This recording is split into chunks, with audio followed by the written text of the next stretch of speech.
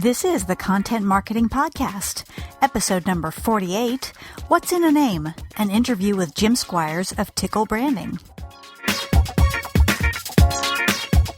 Hello and welcome to the Content Marketing Podcast. This is the show where we help you attract and retain business through the power of quality content. I'm your host, Rachel Parker of Resonance Content Marketing, and today is December 5th, 2013. Hello, and thank you for joining us today for episode number 48 of the Content Marketing Podcast. Just a reminder, we are live on iTunes and on Stitcher, so if you're listening to this episode on the blog, you can click on over and subscribe. That means you'll get new episodes automatically delivered to your computer or your smartphone or your tablet or your listening device of choice. And if you use a different app for your podcast listening pleasure, we also have an RSS feed, and I will provide that link to you in the blog post. In last week's podcast, we talked about how making your content more personal can have an impressive impact on your results. So if you happen to miss that episode, please feel free to click on over to iTunes or to Stitcher or to the RSS feed and get all caught up. So that brings me to today's topic. Today we are talking with branding specialist Jim Squires about the power of a name in branding your content. I met this week's guest at an AMA Houston event recently where he was presenting on the importance of naming in building a brand as part of a marketing strategy. And, it's really not something that we think about very often, but the way we name things, like, for example, your blog or your e-newsletter, the way you name those things can have a tremendous impact on how people see it. And I was so fascinated by Jim's presentation that I just had to invite him to be a guest on the Content Marketing Podcast to share his insights with our listeners, and he was kind enough to accept. So without further ado, here's my interview with Jim Squires of Tickle Branding. Hey Jim, welcome to the podcast. Thank you. I'm glad to be here. Oh, we're happy to have you. First of all, tell us a little bit about yourself and what you do and what you do with branding. Sure. Now, my background is pretty much all oil and gas marketing. So I earned my Bachelor of Arts degree in 1993 from Texas State University in journalism for advertising, moved to Houston, and of course if you're going to be in Houston, you're going to get some oil and gas experience. So been here, probably 20 years now, working at different oil and gas companies and some ad agencies in Houston. So I've been fortunate to be working at to have worked at some of Houston's biggest and best ad agencies, managing upstream and downstream clients. And so over the years, basically, I think you and I have had this conversation before, we're added them up, and I've probably overseen, managed, revised, and worked on well over 100 brands. So that's pretty much my background, is very focused on B2B, very focused on marketing communications and product development and commercialization. Now, when I saw you speak at AMA Houston, you started your presentation with a really cute story about a couple naming their baby. Would you mind sharing that with our audience to kick things off? Sure, no problem. I wanted to start off the presentation a little bit differently than just jumping and saying, hey, my name is, and this is my background. So I really started that with kind of a little story. And the story went along the lines of, hey, everybody, the fact that we're having this conversation about naming right now is perfect. Because the timing couldn't be better. I was talking to a former colleague of mine over at Landmark Graphics. And Landmark Graphics is an oil and gas software and services provider. But I was talking to her, we just happened to be talking about naming. She said, well, as a matter of fact, one of the women that she was working with there over at Landmark, she and her husband were having their first child. And of course, whenever somebody asks, when someone finds out about a baby, they're going to ask two questions. What is it, girl or boy, and what's the name? And what they decided to do, she said, was they decided that they would actually come up with the name, but they didn't want to know the gender of the baby. They wanted to be surprised. But they had a plan for the name. And so what they decided to do is they decided that if they had a baby girl, they would name her Charlotte after her grandmother. And if it was a baby boy, they would name him Stuart after his grandfather. Okay. So they had a plan. They just didn't know, what the gender was going to be. They wanted to be surprised. Lo and behold, the day comes. They rush her to the hospital. She goes into labor, and after about half an hour, she ends up delivering a beautiful, baby, healthy, happy little girl. And so that's how Charlotte got her name. Mm-hmm. But what my friend told me was interesting. She said what they didn't know was that she was actually pregnant with twins. And so after about 15 more minutes, she ended up having another beautiful baby girl, happy, healthy. And as a matter of fact, that's how Charlotte 2.0 got her name. So I've been given the kind of the naming presentation for years now, and I've done it so many times. And the more I thought about it, I was like, the way that we approach naming our products and services and companies seems backwards compared to how we would naturally go about naming things. So I wanted to use that as an illustration for folks to say, hey, what is it when we get in a room with our colleagues and we all start throwing these things around, that we start going away from the natural processes for naming products and services and companies. We would never name, of course, the baby girl Charlotte 2.0, right? Mm-hmm. Even though genetically, she's the exact same as the baby that just came before her. Right? But we would never name her 2.0 or boy version of Charlotte. But for whatever reason, we would do that in a business environment. And so I've spent years and years just, studying the discipline of naming, because so much of what we do is just resonates from that name. Whenever we market or commercialize or talk about something, it has to have a name. And my experience has been, if you don't know how names are structured and how to communicate them effectively, that a lot of times you got no shot of being able to get your value proposition across or get people to understand what it is that you're selling, because right out of the gate, people don't understand or they're confused about how a name works if we don't do it correctly. So I use that little joke as a way to just, break the ice, tell people this is going to be a fun presentation, but at the same time, let them know that we're going to be thinking about things a little bit differently. We're going to take some of the common themes or thoughts when it comes to branding and naming that we've been doing for years and try to find a different type of a solution. So that little joke, and obviously there's something wrong with me that I would develop that own joke all by myself, but it's an example of I'm obsessed with names, because in order for us to be effective as communicators, people have to understand how a name works, not necessarily what it is, but how it works. So that's just, I started off the presentation like that because I wanted to be different. I wanted to demonstrate storytelling, and I wanted to set a certain tone for the rest of the presentation. Yeah, absolutely. I think I shared with you, whenever I sit down and someone says, okay, we're going to talk about branding, I think, oh, great, another hour on logos. But so it was really refreshing to see someone who really appreciates the value of the name as part of the whole brand. So how did you mentioned you kind of have an obsession with this. How did that come about? Well, I noticed that, and I've done a lot of, I consider myself a student of the discipline, so I'm always reading books about branding, about communications, about even the presentation that you saw. Although the conversation was about naming, I would hope that you recognize there is a certain way of communicating that I had done. It looked like it was part of a process. But what I'm getting at is, when I'm reading a lot of these books and finding out what's the newest thoughts on branding, because I'm the one who gets to implement them, I get to find out whether they're right or wrong or true or not. So one of the things that I read a while back was that they talked about how important it was because names are understood from hearing.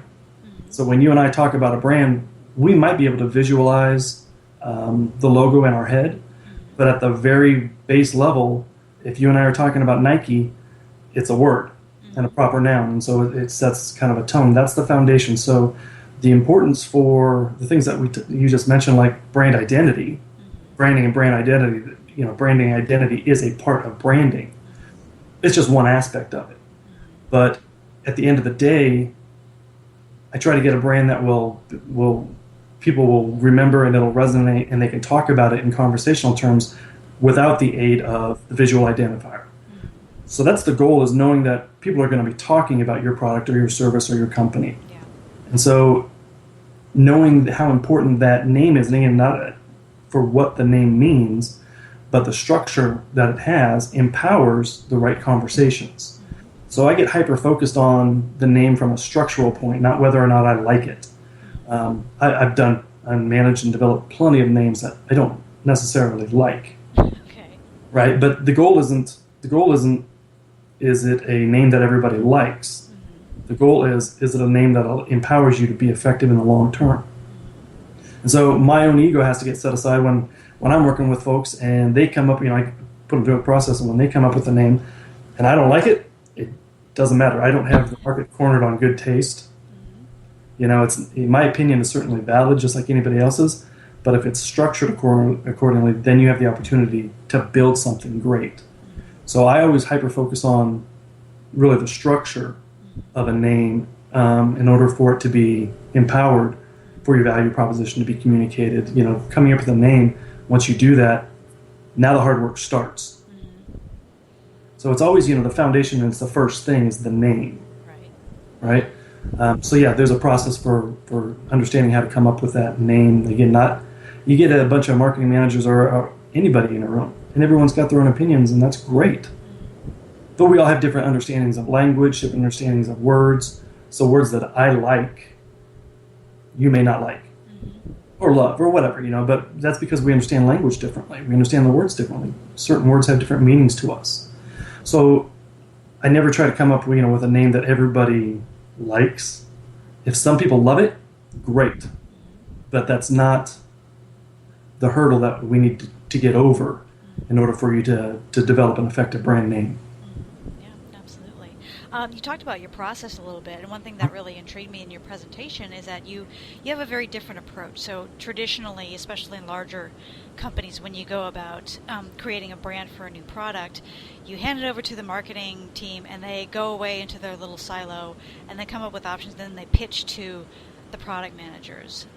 You kind of turn that process on its head, right? I try to get everybody involved, but what I want other people, if you're going to be a part of the decision-making process, that's great, but I want you to be somewhat educated as a subject matter expert if you're going to be making that kind of decision. So if, what I try to do is try to involve as few people as possible, but at the same time, if we're all going to be working on this problem, we're all going to be solving this problem together as a process, then I want us to all have the same information and the same understanding. So when I get people in a room, what I try to do is say, I can do it one of two ways. I can do this for you, because I've got plenty of experience doing this, and we can implement it and run with it. We can save a lot of time. Or the flip side is, I can shepherd you through the process, and you can be part of that solution. As long as we set the ground rules, at the very beginning is what we're trying to accomplish or certain goals. And so my experience has been, if you go, for lack of a better term, if you go and talk to a group of engineers and they've got this new product, well, they might be engineering subject matter experts in developing a subsea safety system, but that doesn't make them a subject matter expert in branding, right? But they've got the authority to say yay or nay. I don't have a problem with that. It's just that if you're going to be the ones who get to decide yay or nay, then you need to be you need to understand the discipline. So again, their opinion is totally fine, and I appreciate it. At the same time, the rules go for me too. It's not whether I like it or not; it's whether it works or not. So what I try to do is, ask these guys, and a lot of times these men and women that I'm working with, do you want to be part of the process? And the vast majority of the time, they say yes. So I take a consulting type role of saying, great, now here's the setup. Here are the guidelines, and we're going to get in a room. And I'm going to show you the different ways that names work, and we can decide together what our naming strategy will be. And like you talked about earlier, it's so much more than brand identity, and brand identity is important. But what ends up happening is, through the conversations about branding and naming, it helps them understand their business model. So at the end of the day, I usually start out with conversations about naming. By the time we're done with the whole process, they have a better understanding of their business model and how they're going to go to market. But the part of the kind of the back and forth is, I'd like to, to me that's the definition of leadership, is can I empower them to make the right decisions? So what I end up doing is, because for years, like you said, marketing managers will go away and we'll come up with these names and get them in a room and we pitch them, and they have no foundation to know, why did you come up with that? How is that relevant? What's the strategy behind that? And then the question is always, what they judge it on is, do I like it or not? Right. And, I learned a while back, if I wanted to make my job real easy, I just talk to the person and get an understanding for their personality, and I can come up with names that they'll like, and I'll get approved. Mm-hmm. That's not necessarily the best strategy for commercialization of a product. Mm-hmm. But what I try to do, like I said, is get them involved. And so I actually kind of try to turn the table and say, hey, you're welcome to be a part of the process and problem solving. But now that we're all on the same page and we all know the parameters and we all know the hurdles that it has to cross, if you want to come up with names, then you come to me and I will decide whether or not they meet those criteria. And it's not about whether I like it or not. It's, does it meet these certain criteria? And if it doesn't, then we kick it back. So it becomes twofold. One, in that you get them involved and they want to be involved. They, like the joke earlier about naming the baby. They spend years developing a product, technology, that's their baby. So it's like if you were to tell somebody, you have the baby and I'll name it for you, there's no... So you want them to be part of that process if they want to be part of it. But they have to be somewhat educated in the discipline of branding and naming. With that, now we can have the right conversation. Because they can come back to me and hold me to the same standard. Jim, did you come up with a name that you're proposing that meets these standards? If it doesn't, they get to kick it out. It's not about what I like or what I don't. And this more collaborative approach that most people go for, how does that affect things? Like once the product is out there, once the ads and the conversation is out there, do you find they're more personally invested if they're part of that process from the beginning? Absolutely. They are, when you take that collaborative approach, they are invested even deeper in it. Mm-hmm. So from a creative standpoint, and so what I found is, and I can give you an example, I was working with a group, we went through the process, they came up with a name that I didn't like, mm-hmm. but at the same time, it's like, okay, did it meet the requirements? Absolutely. Well, then that should tell you that they are empowered with an opportunity to build a great brand. Mm-hmm. So what I learned was they were passionate about the name. And I'm like, well, they're the ones that are out there every day promoting it. It was more of a consultant role for me. I wasn't actually part of that group. They asked me to come in and help them. But at the same time, because they loved it, they were able to stand up and be champions for it and cheer for it. And I was happy in that it was structured correctly and we had the opportunity. So anytime I can get somebody to be part of that process, to be the brand name champion, to be proud of it, it makes a huge difference. And a lot of times it's really just making sure that they understand how to do it effectively. And once you give people the guidelines, they come up with some crazy creative stuff, mm-hmm. stuff that I would never have thought of. So that's really the true definition of teamwork and collaboration, is I'm trying to lead them. And I always kind of, I feel proudest of the names that other folks have developed that are effective and they work, and they came up with them. Because it kind of makes me feel like, that's what I should be doing, right? Providing consultation to do it right, but then they own it and they're running with it. Yeah, absolutely. You shared another story in your presentation about a name you were part of creating, and then a couple of months after the rollout, the managers noticed that people were doing parodies or were kind of making fun of the name. And what was your reaction when they came to you with this problem? Well, yeah, the thing is, they would come to me and say, I would hear backhanded comments about certain names, because you got to keep in mind the names that I'm proposing are very different than what most people are doing. Mm-hmm. And to be blunt, what I kind of found was the people that were making fun of them or mocking them were actually other marketing managers. Mm. So it wasn't the engineers, it wasn't the people that were part of the process, it wasn't other people that were inside the discipline of marketing, it was actually other marketing managers. And my reaction to it was kind of twofold. One was, okay, it's different, and I know it's different. Mm-hmm. And they've been doing it a certain way for a long time. So the fact that it's new, it scares them. Yep. And they're making fun of, what they want to marginalize what we've done, because it'll help them feel better about what they've done. So to that extent, I was like, the fact that I went into that group and we talked about doing something different and breaking the mold, the fact that people were, a couple of folks were mocking it, and it wasn't across the board. It was just a couple people that told me, well, when I look at the work that they've done, I guess they would make fun of it because it's very different from what they're doing. So part of it for me was, when I go in and work with a group and we talk about, well, we're going to do something different. The fact that people are scared of something and kind of mocking a little bit tells me that we're succeeding from a standpoint that we're not doing the same old, same old. So from that standpoint, I would tell people, okay, now watch what happens here. There's going to be, there's this transition that'll happen, that people will go from making fun of it, but they can't stop talking about it, Right. and they can't forget it. Mm-hmm. And I said, when was the last time you guys had an entire organization talking about your marketing, your brand? And they're like, well, we can't remember the last time. I'm like, okay, well, here you go. The whole organization's talking about it, and you didn't invest one dime in communicating or marketing that name. But everybody knows it, everyone's aware of it, and it costs you nothing. So from that standpoint, like I said, you have to have a certain amount of courage and realize that if you're going to do something, how do I say this? If you want to do something great, there's going to be a lot of people that don't understand it, and some that really don't get it are going to make fun of it. But that's okay, because it's not for everybody, right? Greatness is not for everybody. If it's going to be common and no one makes fun of it, that actually worries me more than if people do. Because what it tells me is that I've got something that's so vanilla and so plain that it's not going to have impact. And it's going to be like, oh, well, that's what we expected, right? That's what we expected. That's what we're going to do. The opposite of love isn't hate, it's indifference. That's true. And so I'm more worried if people go, Right. That bothers me. And the flip side is, in the oil and gas industry, I would argue that there aren't a lot of people that say, oil and gas does world-class marketing.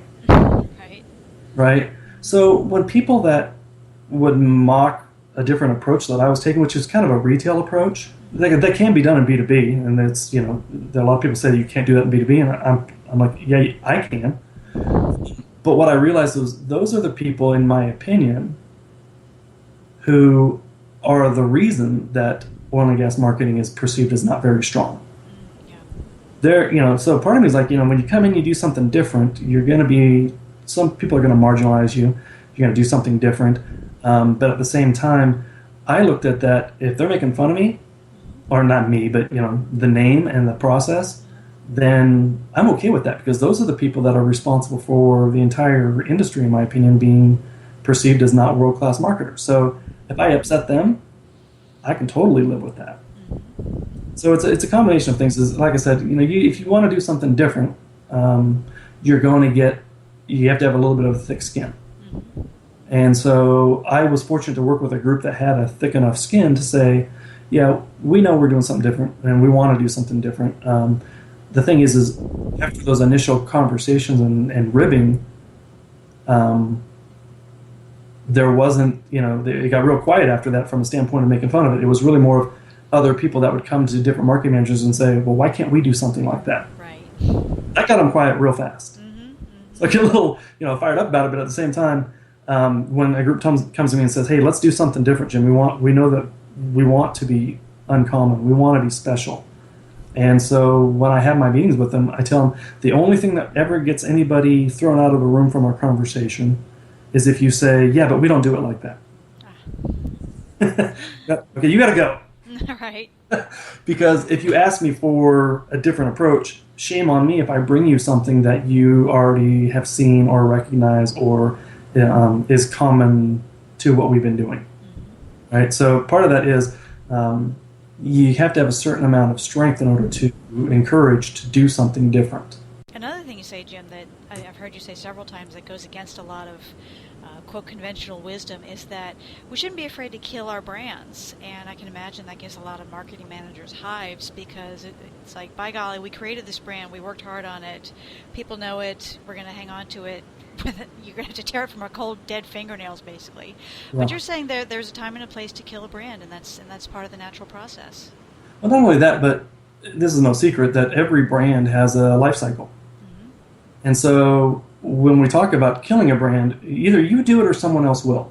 And so when I have conversations with folks and I consult about branding and about developing brands, I already know that it's a tool that we're going to leverage as long as it's effective for us. When it's no longer effective for us, get a new one.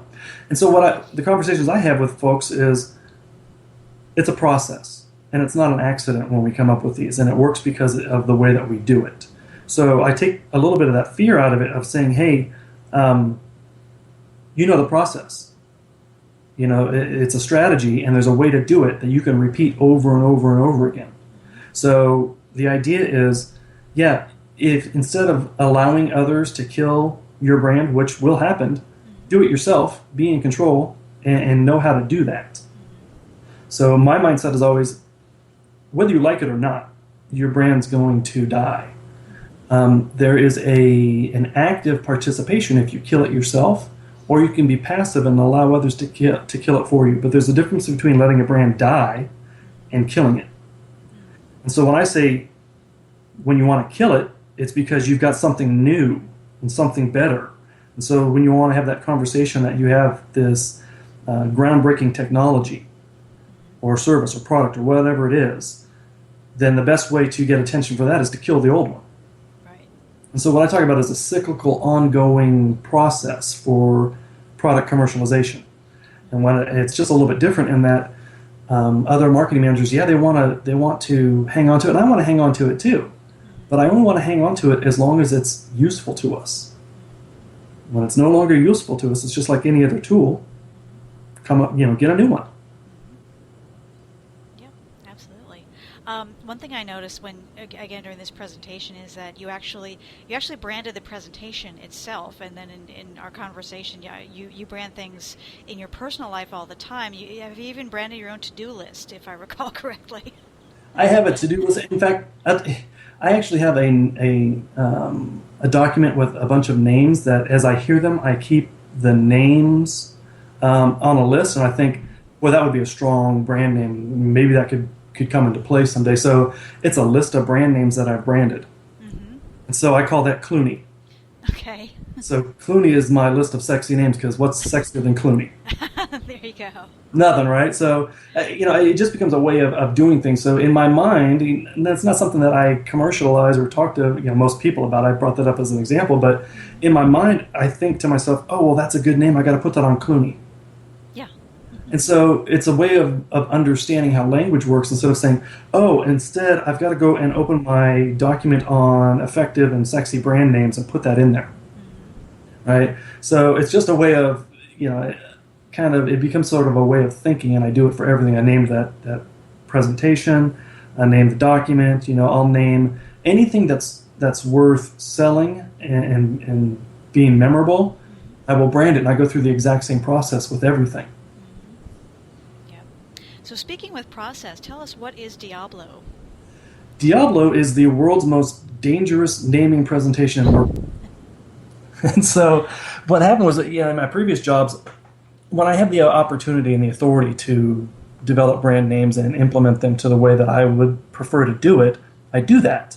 But what I have found is when other people in other departments will see the way it's been done, they'll usually come to me and say, well, how did you do that? And so that's really different. What I found was more and more people were asking me, how do you do it?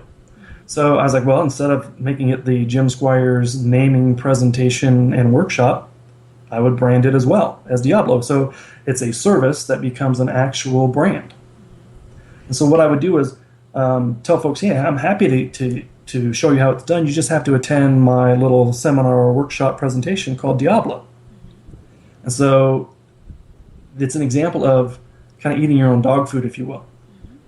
If I go out and I say that I'm a subject matter expert in naming and branding, then I have to give, here's a tool, a service, presentation that can live that example. And when I give the presentation, I actually will ask people at the end of the presentation in the workshop some pretty basic questions, like, what's the name of this workshop? 100% of the people respond Diablo, right? And so I give them the opportunity. I said, well, look, if you have friends or colleagues or someone else that you think might benefit from this, you tell them to come to me and have them ask for Diablo. And so I use the brand name as a way to start the conversation. It doesn't really tell you anything, Diablo in and of itself. It doesn't tell you anything about the program. Mm-hmm. But that's okay, because what I want is, how powerful is it to have somebody come to me and say, hey, what's Diablo? It's so much more powerful to have someone come to you and ask, Yeah. and they're basically saying, please, sell me, as opposed to you going to somebody else and kind of pushing it down their throat. And so it's meant to start conversations. It's meant to be provocative. It's meant to do all the things that we talk about when I give the presentation on how to come up with an effective name. And I want it to be memorable, and I want it to be something that's conversational, and I want it to be a proper noun. So all those things, it's amazing how quickly they'll just stop talking about the as a presentation, and it becomes an entity, a character, a persona, Diablo. And so the conversation is empowered better when they say, hey, remember when we sat through Diablo? Or are you going to give Diablo instead of, are you going to do your world's most dangerous naming presentation? Right? So there's an opportunity to brand these things and give that perception that it is of value.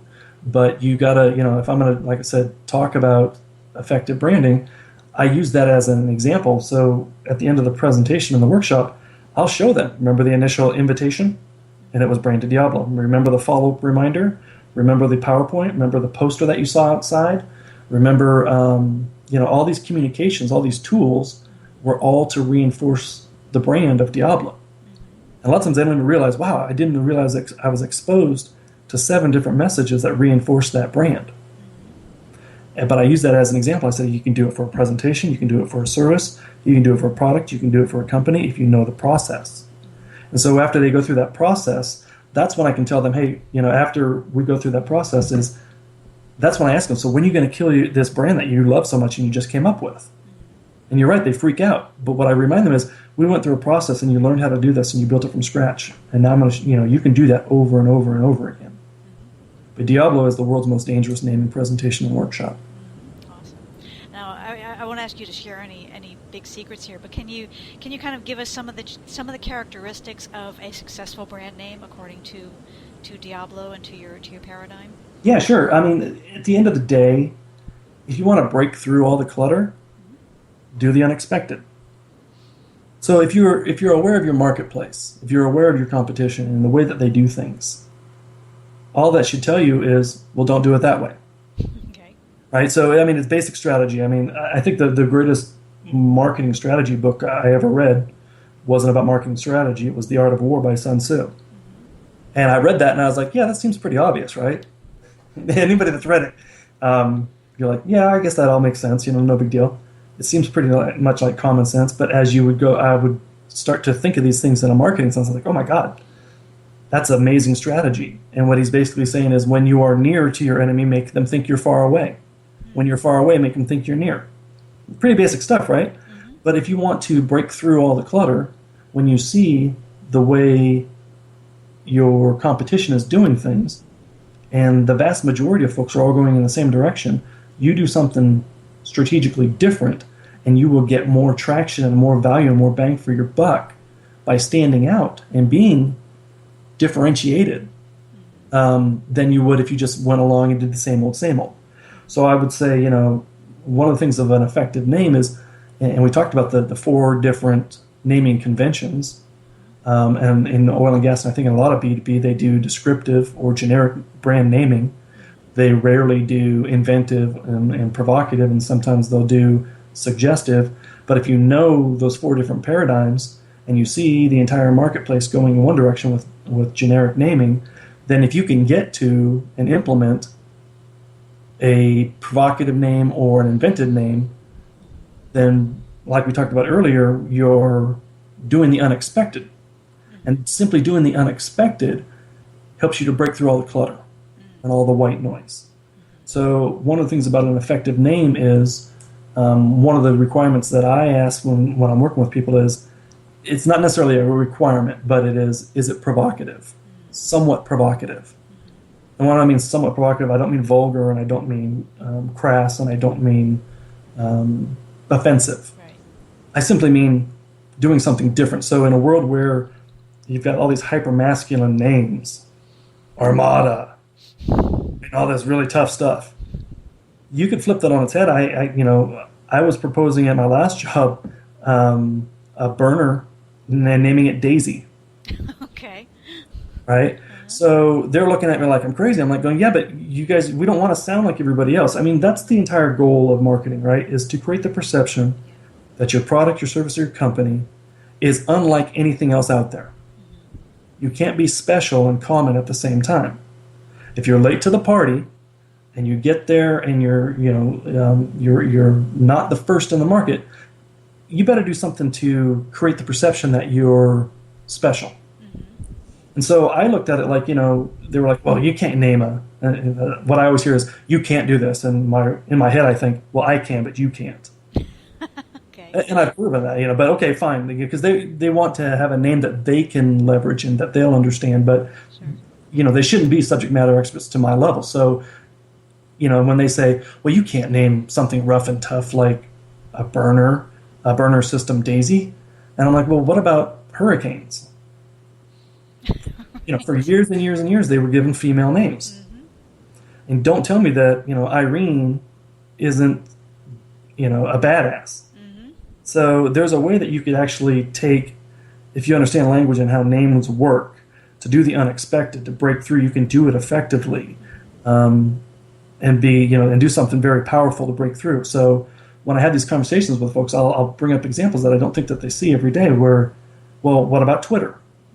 Twitter sounds like, something pretty soft and fuzzy, but don't kid yourself. It's the most advanced technology that there is out there. But they know that in order for it to solve a marketing problem, a name like Twitter would work. And so I always tell people, we've had the opportunity to come up with and implement a name like Twitter, but we don't. We choose not to. But at the end of the day, if you can analyze your market space and have that competitive position, that is, when you see everybody zig and you zag, you create the perception that you must know something that other people don't. You must be special and knowledgeable. So you can't, like I said, be late to the game, convince people that you're better or somehow special and unique, and do things the same way. So the piece of advice that I would always give is, if you want to be, you want to implement game-changing technology, I want to see game-changing marketing as well. You can't be convincing if you've got disruptive technology and you don't do disruptive marketing. So I want to steer a little closer to the topic of this podcast, which is, of course, content marketing. So should we, as content marketers, should we be looking at things like our blogs, our e-newsletters, and our video series, things like that? Should we be looking at possibly branding all those as their own entity? Yeah, well, do you remember during the presentation I talked about the 4 different ways that that product, services, companies are branded? And when it comes to a lot of things that are especially product-driven, they'll use a common name structure. So, the fact of the matter is all those things that you just named, those are the brands. Okay. So you can't not do it. So when you say, should we be looking at branding them? We are. Okay. The question is, are you doing it strong or are you doing it weak? So it's not, again, about whether I like it or whether I don't. Is that a weak brand name or a strong brand name? And the generic descriptor type names are inherently weak. Okay, so, the short answer to your question is, you're already doing it, but are you doing it well? Okay, the flip side is I look at it like anything that's worth selling, anything that you are selling is worth branding. So what happens is I would work with a group, I'd have a small subset within that group come to me and say, hey, we've got this product or this service, and we really think it's special, and we want to brand it, and we want your help doing it. And I'm like, if you come to me and you tell me that it's special, I'm in. It's not up to me to decide whether or not that's of value to brand. If you say it is, I'm with you, I'll show you how to do it. Because what will happen is other people in the group might say, it's not important to brand that. Those are usually the people that aren't invested in that technology or that product or that service. They're kind of on the outside looking in. What they're really saying is, that's really not important to me. And that's fine. But to those that it is important to, if they want to go about being more effective and getting greater returns, then absolutely there's a way to brand whatever it is that they want to sell. So again, I look at it from a standpoint that anytime you want to have a communication and talk to somebody on a conversational level about something, you're going to be better off if you brand it. And there's a right structure to do that. And again, the second is you can't not do it. There's a book out called The Case for Branding. And I'll admit, I have not read it yet. But I think it goes back to your question, as a lot of people are asking, well, should we brand it or should we not? So, well, those of us that fully understand the discipline know you are branding it. You're just not doing it well. Right? So again, anything that's worth selling, that you have something to pitch, is worth coming up with a brand and developing and executing it as a brand. And we say selling not necessarily in terms of in exchange for dollars or euros or whatever, but in terms of attention. Yeah, well, anytime you want to get some buy-off, and you're right, it doesn't have buy-in. It doesn't have to be financial. Let me put it this way. My resume is a brand. My name is a brand, and I treat it as such. So I'm not, I guess you could say that I'm selling a product or a service in that respect where you want money, but at the same time, anytime you want consent or someone to do something, you've got to develop a persuasive argument. And if you want to persuade people, and you remember back in our debate classes, any communication is a persuasion. It's not just a communication. People can't not have an opinion about a communication. And it either talks people into what you want or talks them out of it. There is no neutral ground. So you got to have this combination of pathos and ethos and logos, right? You need the passion, you need the source credibility, and you need the knowledge. You need all those things in order to have a persuasive argument. So if you have, a podcast and you're not having it just because people aren't buying it financially, you are asking them to invest their time and their attention. So you want to win that battle. And my mindset is, at the end of the day, all other things being considered equal, the better brand wins. So if someone says to me, hey, well, it's really hard for us to compete on a branding level because their product is priced so much lower than ours. That's pricing and branding are two totally separate issues. Yeah. Right? Look at it from a standpoint that if you've got nothing but commonality, where you've got a product that is a commodity, you can have a differentiator, and even if it's just that one thing being the brand, I don't know where the win is going to be. Battles are won in trenches. And so everything else being considered equal, the better brand wins. So I'd never have an excuse for not having the stronger brand because that's what I'm in charge of. Yeah. To answer your question, anything worth selling is worth branding correctly. What happens is a lot of times people don't get the results they want, and usually it's because it's not structured and executed correctly. Not that the mindset was incorrect and that they shouldn't have been branding it. Yeah, absolutely. So let's say we do kind of embark on this process of coming up with a strong brand, and we come up with some options. How do we test the waters? I mean, there's such a thing as too many cooks in the kitchen, but obviously we want to get some feedback. How do we strike a balance when we're ready for that phase? Yeah, that's a tough one in that if you're going to be doing something new and different, if you go out and do surveys, the natural reaction that you're going to get back is, no, we don't like it. Right? But that doesn't answer the question of whether or not it's effective. And so what I try to get people to understand when I'm going through the process with them is that you should expect a little bit of a kickback because people inherently don't like change or doing something different. But that doesn't mean that you shouldn't be doing it. I had one boss that I worked with, and he said, if I listened to everything my customer asked me to do and I did everything my customer asked me to do, I'd be out of a job. And we'd be out of business. So at a certain point, if you understand how the discipline works and you see how it works and you have documentation or you can see how other examples have worked, then you get an idea that yours will work as well. But at the end of the day, it's you got to ask the right questions. I have no problem doing surveys. But what the surveys usually ask or find out is, do you like my brand name or not? I don't care whether you like it or not. Right? I care whether or not you do what I ask you to do, which is to call for more information or send us an email or send us your contact information. That is my call to action. Nowhere am I asking, nowhere did Nike say, do you like our name?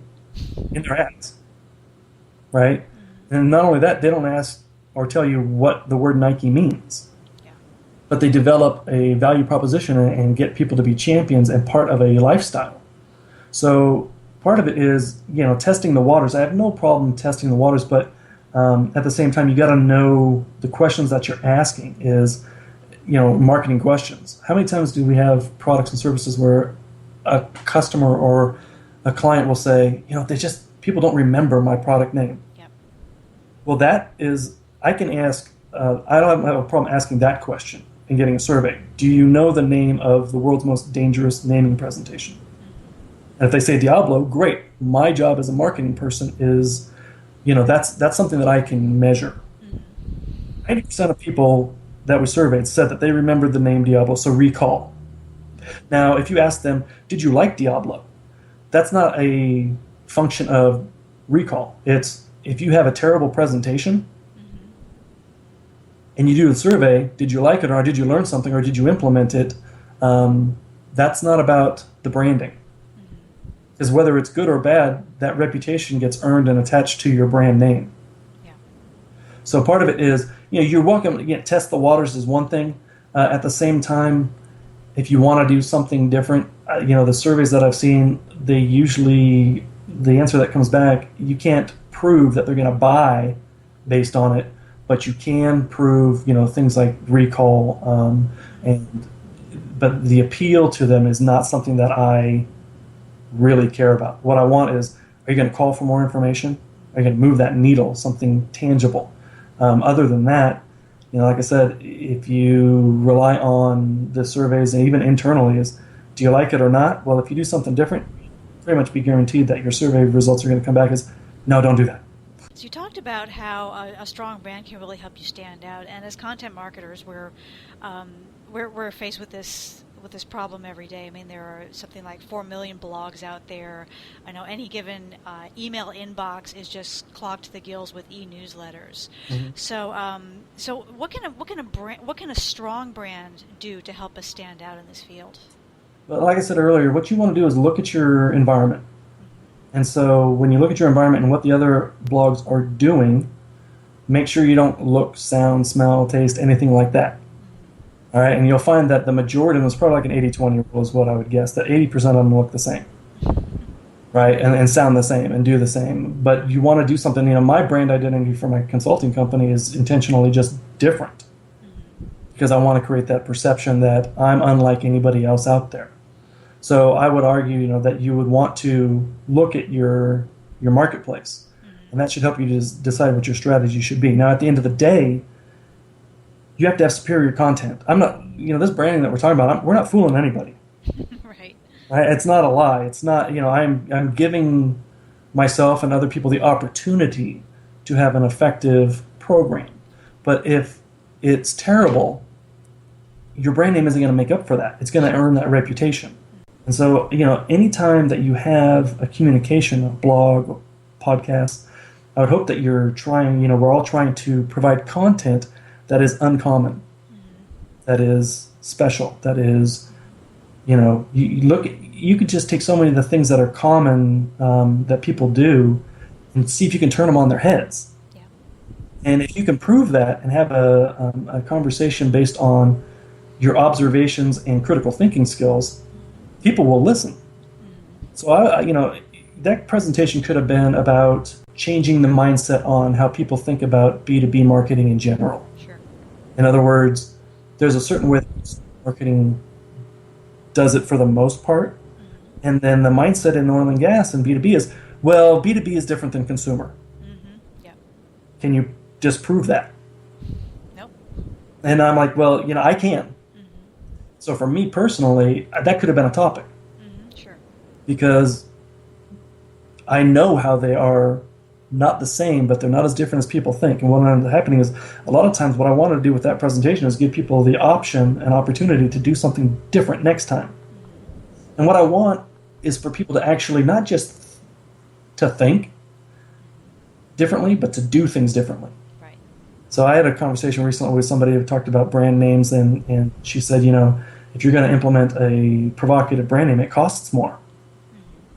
And my question to her was, oh, you've done it and it cost you more? And she's like, well, no, I've never done it. And I'm like, well, I heard that same thing for years and years and years. Uh-huh. And when I got to test it and do it, I found, you know what? It doesn't cost any more.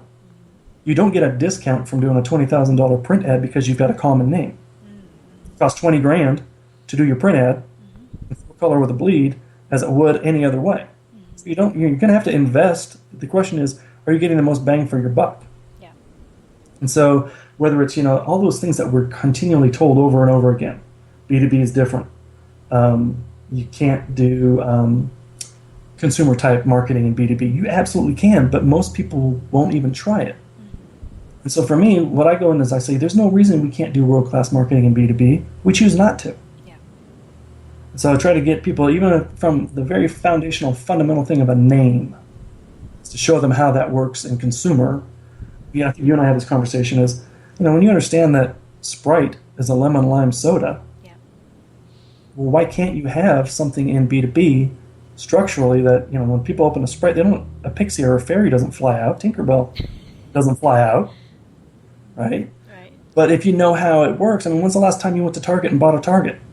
Don't think I ever have.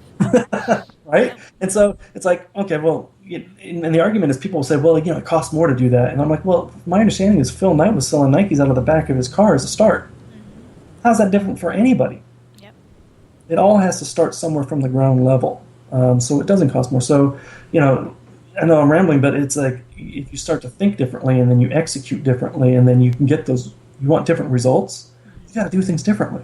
Well, Jim, thank you so much for sharing your insights today. It was definitely very enlightening. I'm sure our audience is going to enjoy it. If anyone would like to find out more about you or your work or Diablo, where would they find that information?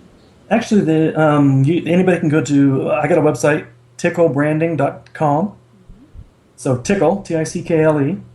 And it's one of those examples where I'm trying to eat my own dog food.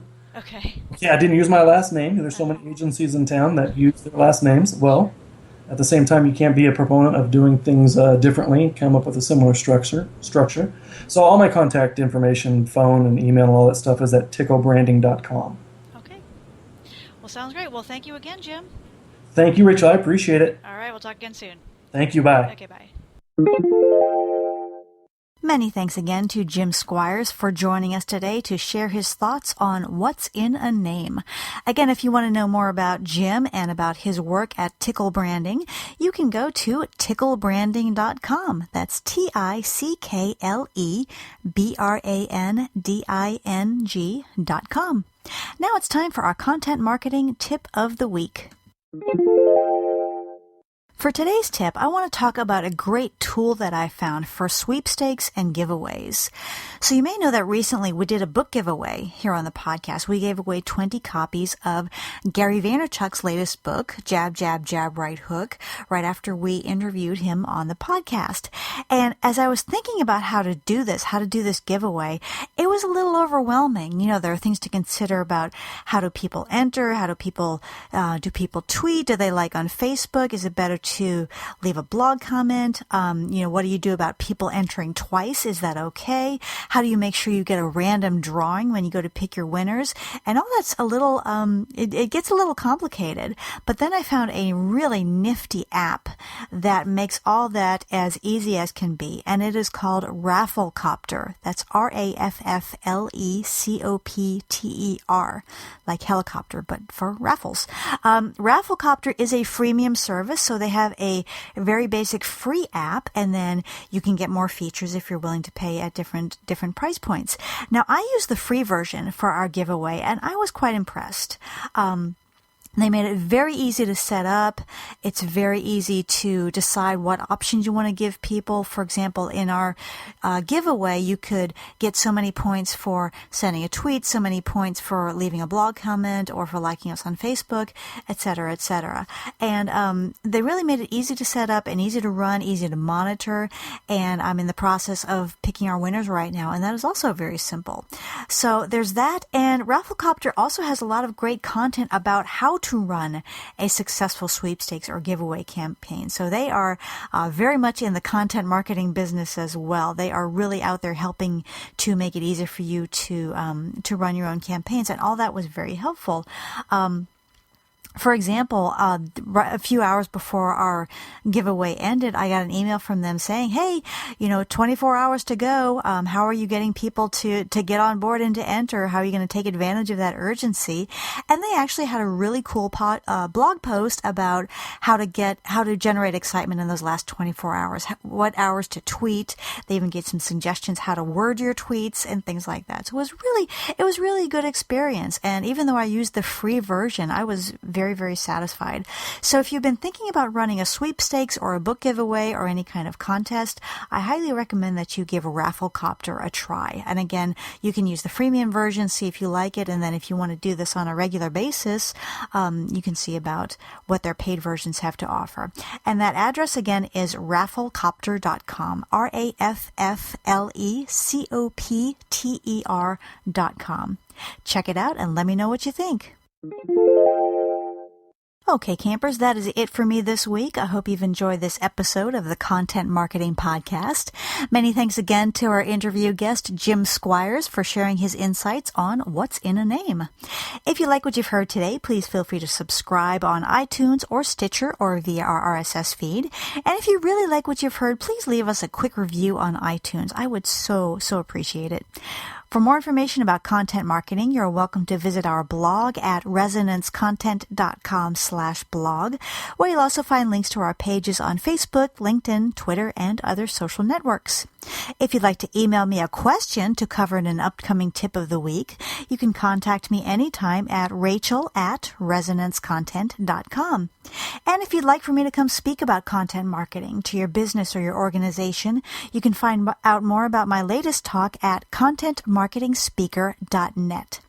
As always, I like to leave you with a quote, and today's is from American business legend John D. Rockefeller.